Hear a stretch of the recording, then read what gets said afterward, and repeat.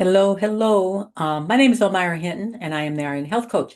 I wanted to talk to you today about something that no one's talking about, no one's really sharing the honest truth about why you need to get healthy. And I'm here today to talk to you about that. In case you've never met me or you don't know me, my name is Almira Hinton. I am the RN Health Coach and creator of the podcast Nurses Notes by Almira. And I share information with you to help you and to support you into making that get healthy change, to get on that journey in less than 3 weeks to start your get healthy journey. And while I mainly serve women over 40 to end this self-sabotage, really, I can work with anyone, men or women. Okay, so let's get to this right now. There's a lot of things that people are not talking about, and maybe even not even being heard from your healthcare providers about the urgency that is needed in getting healthy. Okay. What makes this different or what I have to offer? I take a mind body approach. Okay. We have habits. And if you've listened to anything of mine, you know that we have habits that we have learned out of different beliefs or just they just become routine. And remember, habits aren't good or bad. They're just there. Your unconscious mind doesn't know that this habit isn't supporting you or that this habit is, making you unhealthy. It just knows it's an efficiency. It's a way of getting things done so that you don't have to relearn everything. Just like the habit of us brushing our teeth. You don't have to learn how to brush your teeth every morning, how to pick up that toothbrush, water if you do, and then toothpaste. You have a habit. You have a routine that you follow with that in order to brush your teeth. But what we need to do sometimes is like suppose you have a habit of having a donut every morning for breakfast or having to have some kind of sweet treat after every single meal. That's not a good habit because that's a habit that will raise your insulin. And remember, insulin is a fat storing hormone that will raise your insulin and cause you to either be pre-diabetic or make your diabetes even worse. Okay. And at the least, eating that type of sweet treat every single day after every single meal will put the pounds on. Okay. So that's my approach is a two-pronged approach. One, I want to educate you about what food does. I want to educate you about what your body does with that food. I want to educate you about reading labels. And the big part, probably 50% of it, is to get those habits that self-sabotage under control. Change those things so that you can make choices that you want to, so that you can live a happy, healthy life. And that's so very important when you're looking at uh, getting healthy. Okay. So, conventional diets ignore your deeper mind body wiring. And that's why I do what I do, because we have to get to those self-sabotaging behaviors, those beliefs that you have ingrained in you so that you can make the changes, make the choices that you want in order to get healthy. Willpower alone fails. When stress or emotions hijack you, when something out of the blue comes at you and you're like, oh my goodness, I got to deal with this some kind of way. You might pick up that cigarette, a self-sabotaging behavior. You might pick up a big bowl of ice cream. You might eat a whole bowl of potato chips. You might just go on an eating spree of everything, hamburgers, shakes, fries, everything, in order to get that dopamine release, to get that feel good that those types of unhealthy foods can bring to you when you're trying to just depend on willpower. Okay. I'll show you how to rewire those cravings, to rewire that hijacked stress emotion so that making healthy choices will just be automatic. It'll just be a habit. It'll just be a way of life for you. Okay. So, and if you have questions about anything that I'm presenting today, please be sure and wherever you're seeing this, you can either DM me on Facebook, as Almira Hinton, or go over to the RN Health Coach page, or go to www.thernhealthcoach and book a 15-minute call with me so we can talk about your needs for getting healthy. All right. There are secrets, but there are also things that we just know. Secret number one, lose weight without extra exercise. Okay. If you're not exercising at all, then we're not talking about extra. We're talking about implementing an exercise program. Okay. So if you're already walking, if you're already busy, if you're doing weights, but it's just not working, these types of tips can definitely help you make those needed changes. Maybe you need to add in some intermittent fasting. Maybe we need to look at your whole diet and see maybe you're taking in too many carbs, even though you're exercising. Maybe you need a different type of exercise. Maybe you just need to understand how your body works mentally as well as physically. Okay. Secret number two, quit smoking without painful withdrawals. That's the other thing that I just talked about. Sometimes you get stressed or you want to relieve stress and you just, out of habit, you pick up that cigarette. Rewiring your subconscious minds, getting out of those habits can really be supportive to you. That's why I use a particular type of hypnosis and self-hypnosis for ongoing battling of stressors or self-sabotage. Okay. Secret three, stop self-sabotage without endless willpower battles. That, oh, I want this. No, you can't have it. That struggle back and forth. You shouldn't be fighting with yourself. You should not be fighting with yourself because that just supports the habit even further. Okay. Learn the calorie crush mindset hack that melts cravings away. Okay.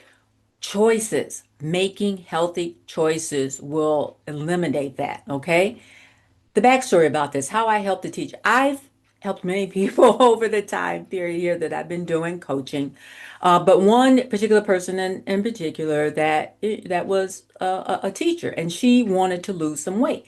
And all we had to do was one, get rid of that emotional eatings, that emotional craving, put into place choice, putting choice back into place by using a combination of hypnosis and self-hypnosis so that it would be more of her routine to make proper choices even with stress. Okay.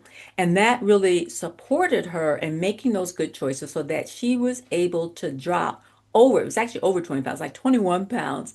I mean, she was already going to the gym, but would not any huge changes, just being able to good make good choices.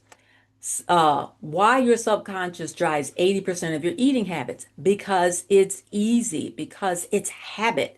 It's the way your mind works so that it can do things without you having to relearn everything over and over. Actually, we work about 90% of the time just out of habit, just a routine. Think about it. When you get into a car, do you have to relearn how to start the car, how to put it in drive, how to go backwards?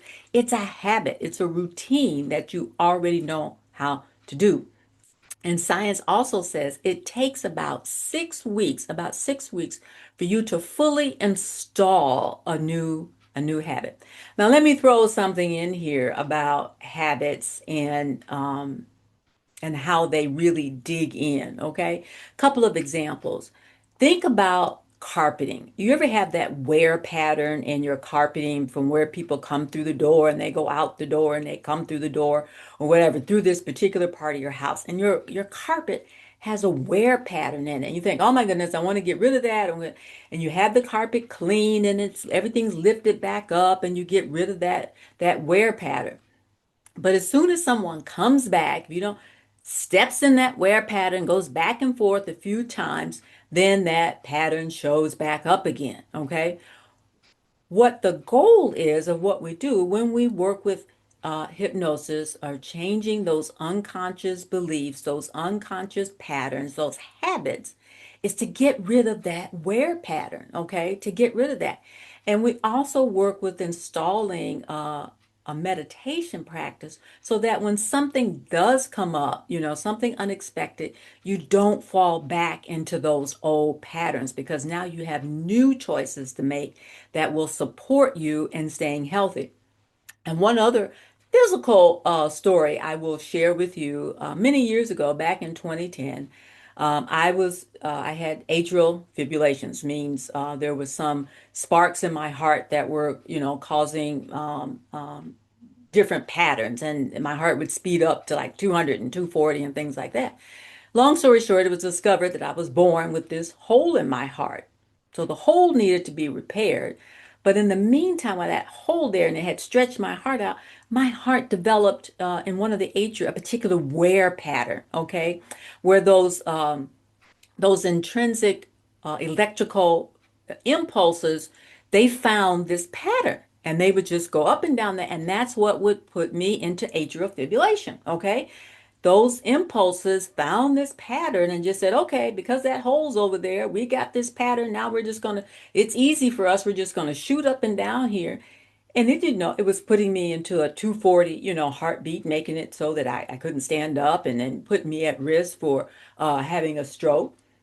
So when the surgeon talked to me, he goes, there's two things here we have to fix. Yes, you have this physical hole that you were born with. And here I'm, at that time, it's 50 years old. I lived all my life with this hole, but now it's causing me problems. And he said, we're going to fix that hole, but I'm also going to have to get rid of that wear pattern. I'm going to have to scrape the inside of your atria so that those electrical pulses can't find that pattern anymore. Okay?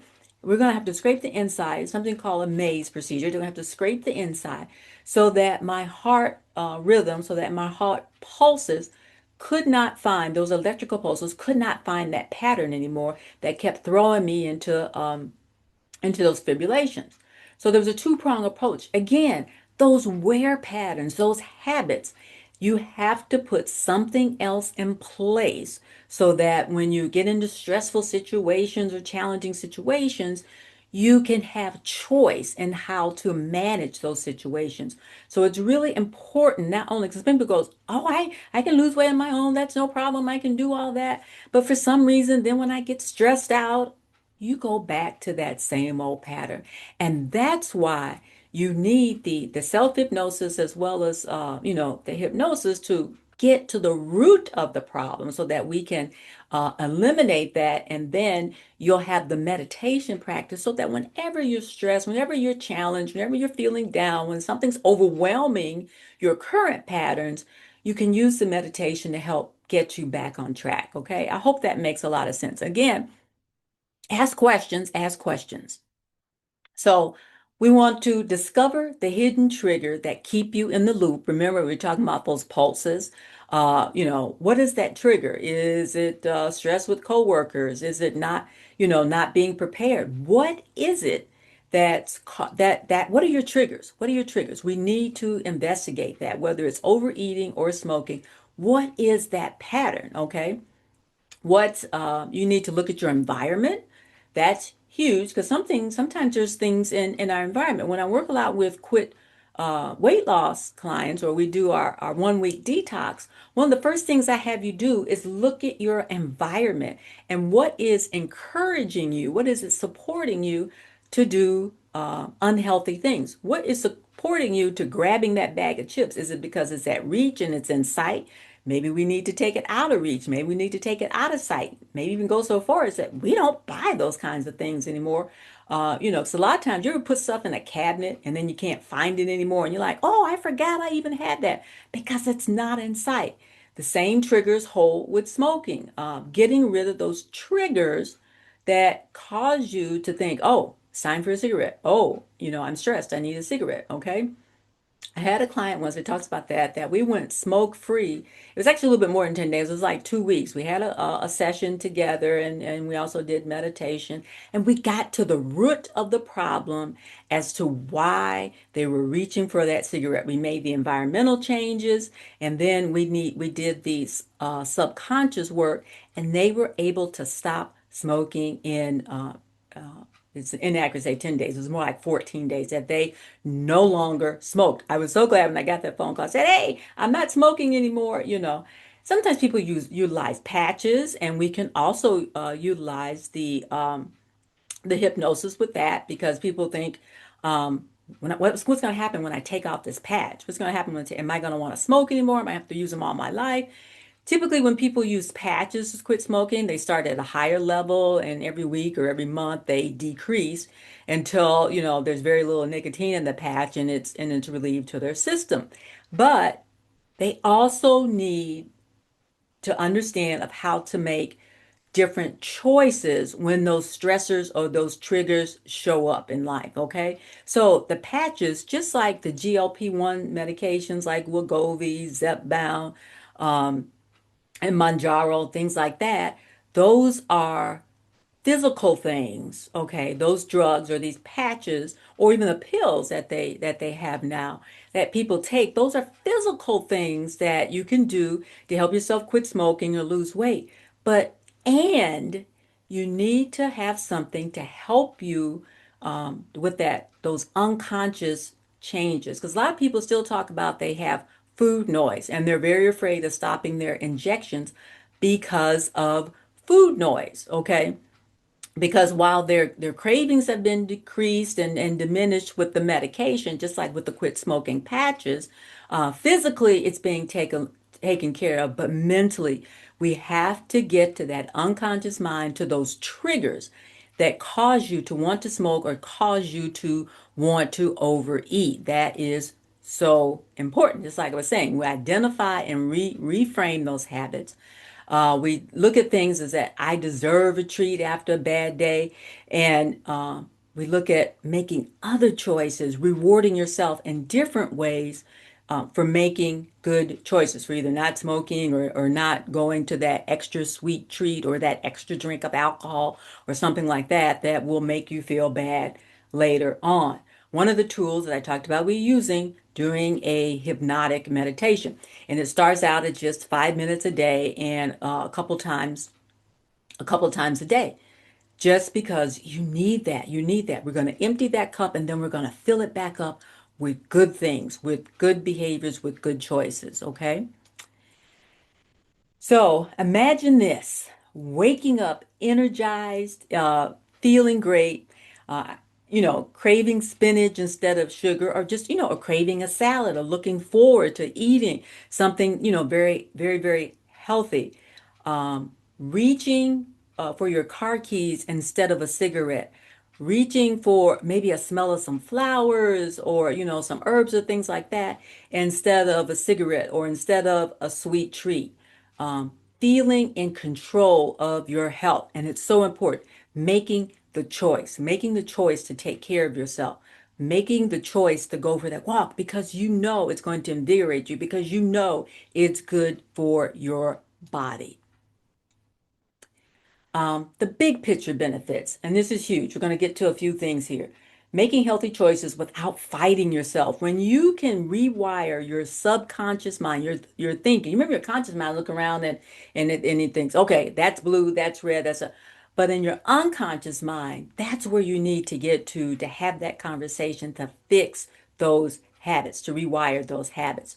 Break the stress craving cycle once and for all. Again, that's where the backup meditation helps, because stressors aren't just going to go away once we find the root cause of that particular situation. Something else might come up, and there might be a money situation. There might be, a death in the family. There might be something else that might stress you. And again, just like that wear pattern, I don't want you to fall back into those behaviors that put you into unhealthiness again. Okay. So breaking that stress, putting things in place like the meditation so that you can utilize that to manage your life. Okay. We want to build a solid confidence in order for you to change your life so it can be where you want it to be.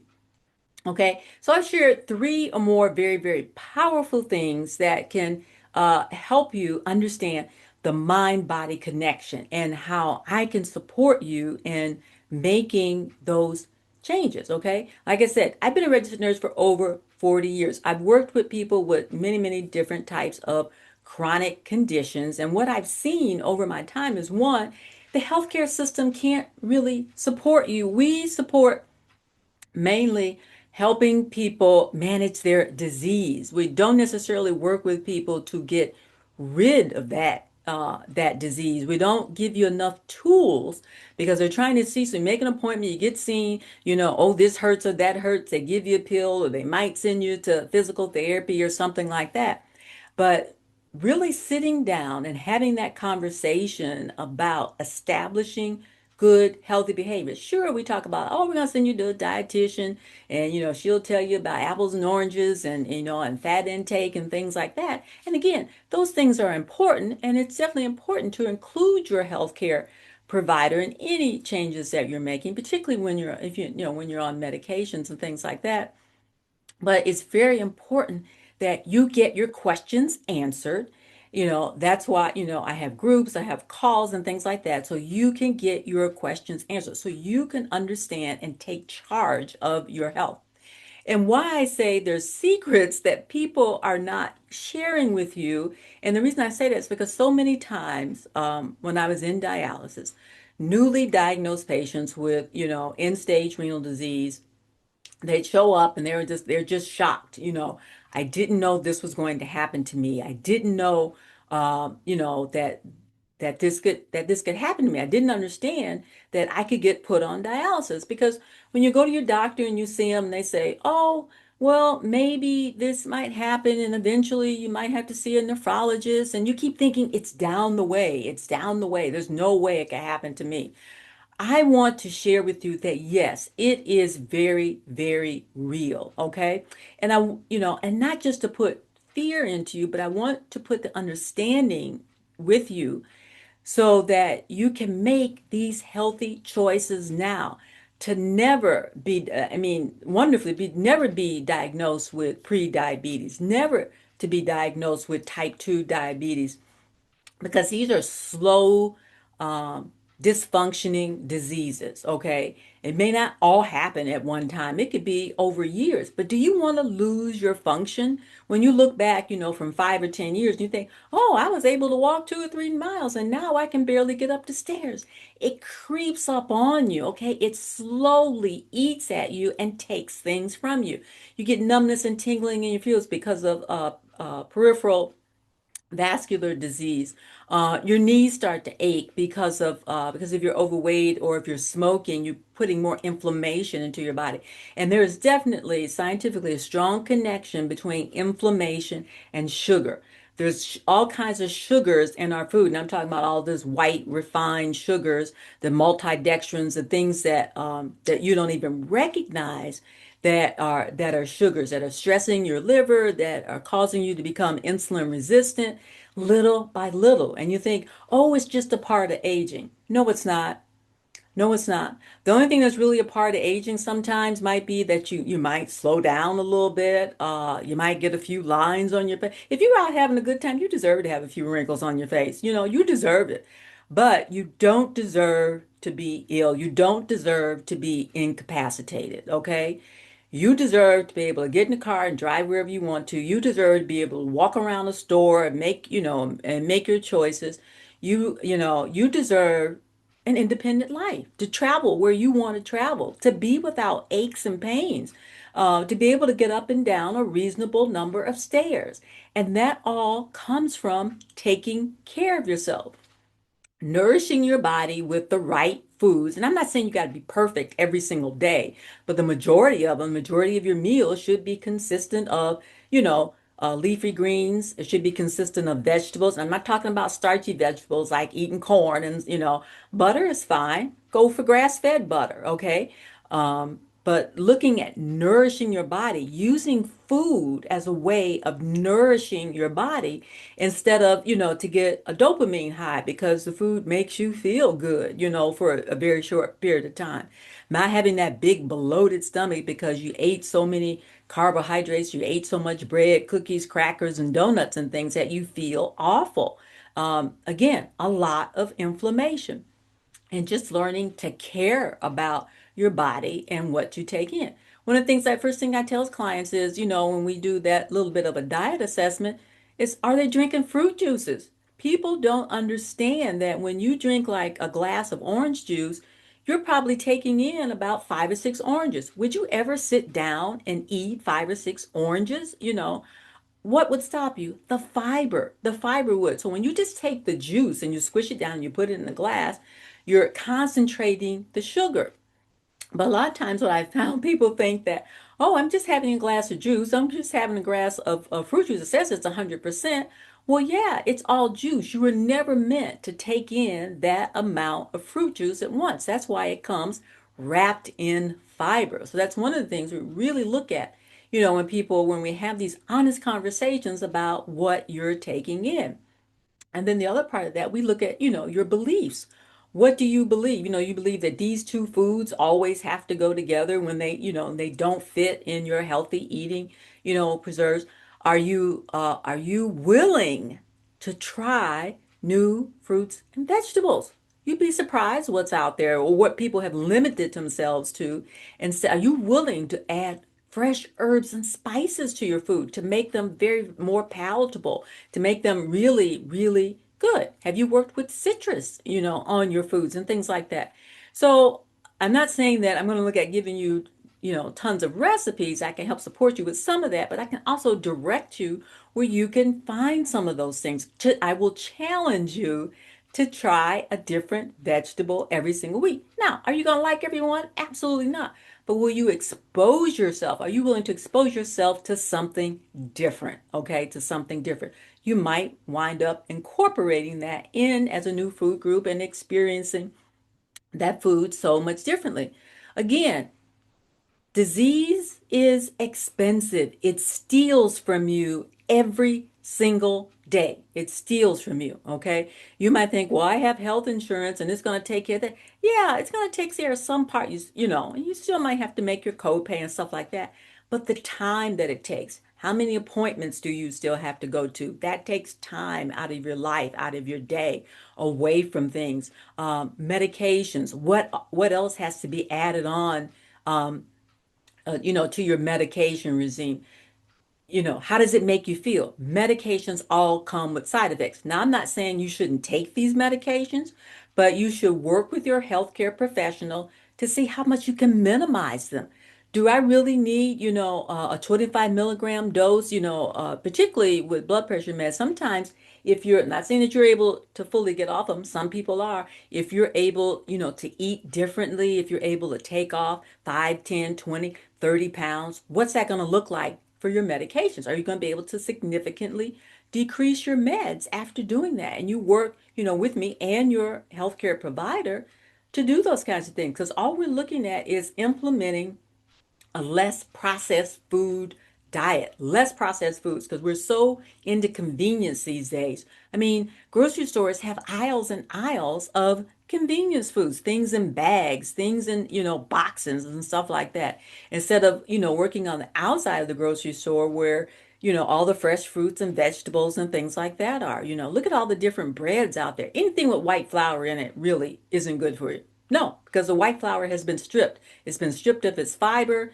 and all it's left with is a quick acting carb. So anything with white flour in it, it isn't good for you. I'll go on record as saying that. Anything with white flour in it isn't good for you. Okay? It's been stripped down, so it doesn't have any of the fiber or the fat in it. And I'll go on record as saying this too.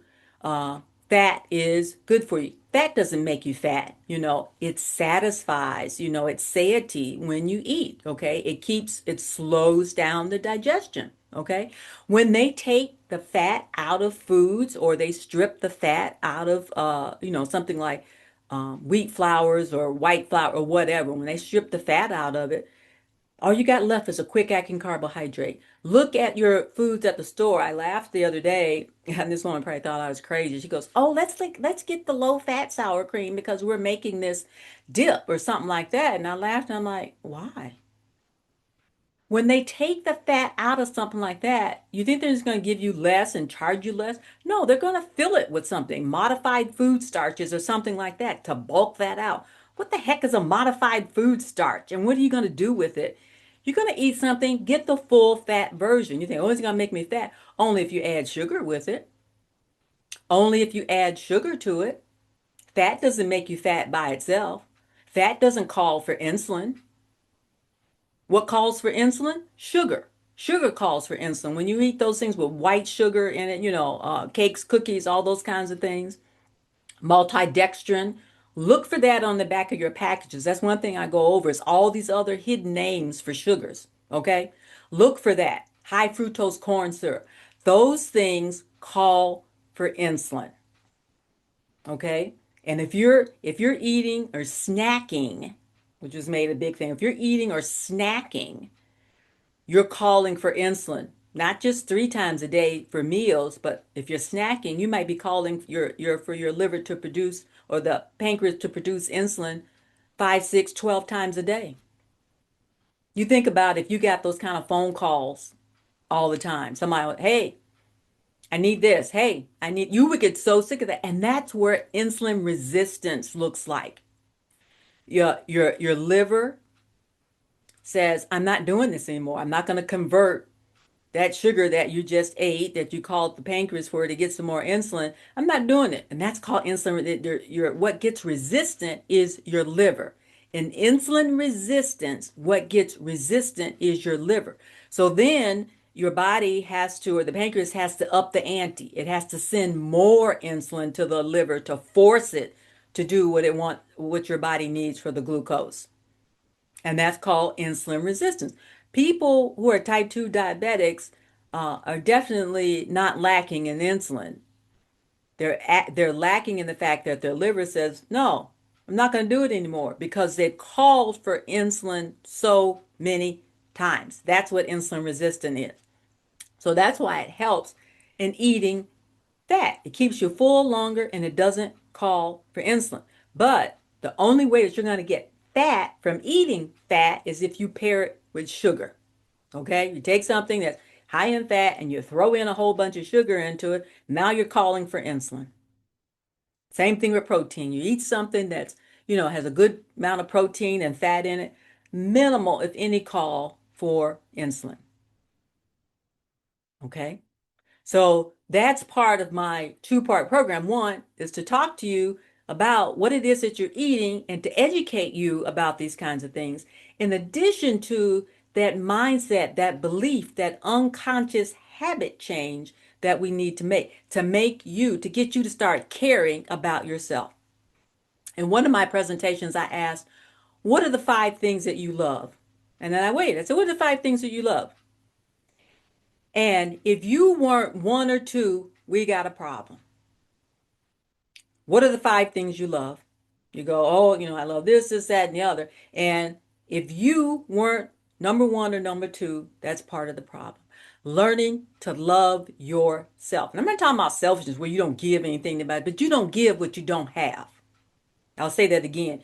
You don't give what you don't have. The other way of saying that is you cannot serve from an empty cup. If you don't have it to give, like when you look at your wife, well, I don't have it. I don't have it. You can't get. But when you in your spirit and when you're tired, when you're not taking care of yourself and someone asks you for something, oh, you pull up by the bootstraps and you get stressed and you stuff some potato chips in your mouth and you go on and you do it and you're standing there smiling when you didn't have it to give. You cannot serve from an empty cup. So you cannot serve from an empty mindset. You cannot serve from an unhealthy body. Okay? You can serve even better when you're feeling good, when you're getting a good night's sleep, when you're eating the right foods, when you're getting the good exercise. Okay? Movement is the lubrication for your joints and bones. Okay? Listen to that. Movement is the lubrication. So if you've got to sit down and not move because this hurts or that hurts, you need to have a conversation with your healthcare professional. You need to get in physical therapy because you need to move. Your body needs to move. It is all a part of being a living human being. You need to move.